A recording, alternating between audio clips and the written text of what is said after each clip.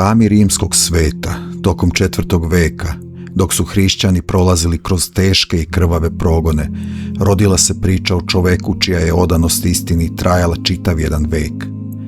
Bio je to sveti mučenik Evsignije, vojnik, pravednik i starac od punih 110 godina, čiji je čitav život postao svetli most između epoha stradanja i konačne pobjede hrišćanstva.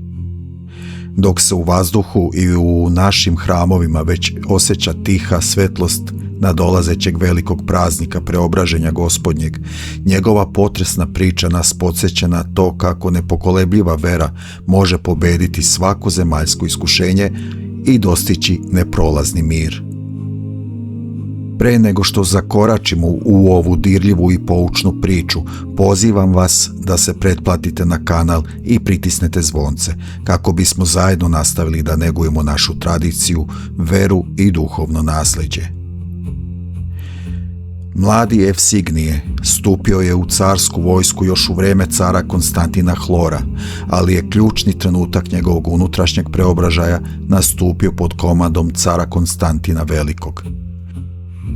Bio je neposredni svedok velikog nebeskog čuda, čudesnog svetlosnog krsta koji se pojavio na nebu pre odlučujuće bitke na Milvijskom mostu, sa rečima koje su promenile istoriju sveta. Ovim pobeđuj. Taj veličanstveni prizor ostavio je neizbrisiv trag u njegovom mladom srcu. Gledajući pobedu vere nad tamom neznaboštva, Evsignije je ceo svoj život posvetio Hristu Gospodu. Njegov unutrašnji mir i nepokolebljiva vera nisu bili narušeni ni kasnijom starošću, niti teškim istorijskim previranjima, jer je u sebi nosio neprolaznu svetlost evanđelja, koja ga je vodila kroz svaki dan. Nakon punih 60 godina časne vojničke službe napustio je carsku vojsku i povukao se u svoj rodni grad Antiohiju. Tamo nije otišao u besposlicu, već je svoj život nastavio u skromnosti, molitvi, postu i neprestanom služenju bližnjima. Bio je nadaleko poznat po svojoj mudrosti, blagosti i dubokoj pravednosti, pa su ga sugrađani često birali za sudiju u svojim međusobnim sporovima. Narod ga je poštovao kao živog svedoka hrišćanskih pobjeda i čuda iz zlatnog doba cara Konstantina. Njegov skromni dom postao je utočište za sve one koji su tražili utehu, savet ili način da učvrste svoju veru u teškim vremenima. Dolaskom na vlast cara Julijana Odstupnika, koji je svim silama želeo da vrati neznaboštvo i sruši hrišćanstvo, nastupili su novi mračni dani stradanja. Optužen od strane zlokobnih sugrađana da je veran Hristu, starac Evsignije izveden je na sud pred samog cara. Iako je stajao pred vladarem u dubokoj starosti od 110 godina, sav pognut od godina, ali uspravnog duha, nije se uplašio carevih pretnji. Smelo i dostojanstveno izobličio je cara Julijana zbog njegovog otpadništva od vere, podsjetivši ga na velika čuda koje je Bog učinio preko cara Konstantina i na prolaznost svake zemaljske sile. Zbog te nepokolebljive ljubavi prema istini, bezdušni car osudio ga je na posecanje mačem. Recite mi kako vi u vašem svakodnevnom životu čuvate unutrašnji mir i veru kada naiđu neočekivana i teška životna iskušenja. Napišite nam vaše misli u komentarima ispod videa. Mirno, sa molitvom na usnama i dubokom zahvalnošću Bogu za dug život, sveti Evsignije predat je dželatima oko 362. godine. Njegovo mučeništvo nije predstavljalo poraz starosti, već veličanstvenu pobjedu vere nad prolaznom silom rimskog vladara. Njegova svetla duša preselila se direktno u nebeska naselja, gdje i danas svetli među svetim mučenicima.